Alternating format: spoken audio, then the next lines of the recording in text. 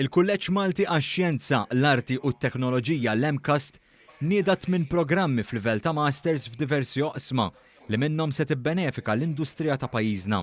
F'konferenza tal-aħbarijiet ingħat li minn programmi ġew żviluppati biex il-ħaddiema ikomplu jżidu l-għarfien u l-ħiliet tagħhom biex jintlaħqu il-miri tan-Nazzjonijiet Magħquda dwar l-iżvilupp sostenibbli. Il-kap tal-Kulleġġ Universitarju tal-MCAST, Dr. Alex Rizzo, qal li l-programmi se jiffokaw fuq bosta oqsma fosthom l-ilma, l-inġinerija, l-infrastruttura u s-saħħa.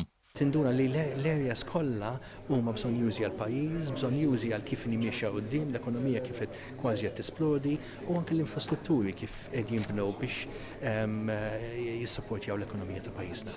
Il-Ministru għall-Edukazzjoni u x-Xogħol Evarist Bartolo semma kif pajjiżna jeħtieġ aktar persuni b'ħiliet avvanzati kif ukoll medji. Għalhekk nieħu gost ħafna lill-MCAST deħlin f'dan il-qasam u joffru aktar masters li għandna bżonn għall-futur ta' pajjiżna, il-futur ekonomiku u anke l-futur soċjali ta' pajjiżna. Dan il-pakkett ta' studju se jibbenefika minn fondi Ewropej li laħqu 3 miljun euro. Is-Segretarju Parlamentari għal Fondi Ewropej Aron Farrugia qal li dawn il-fondi flimkien ma' programmi oħra qed jagħmlu lil Malta katalista f'dak li huwa taħriġ.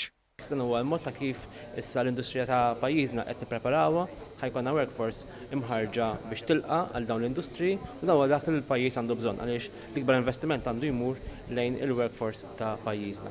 Il-korsijiet li huma ta' livell 7 se jkunu flessibbli li jagħtu ċans lill-istudenti jattendu lezzjonijiet li jsiru fit-tmiem il-ġimgħa kif ukoll permezz tal-pjattaforma Moodle kif ukoll faċilitajiet oħra tal-e-learning.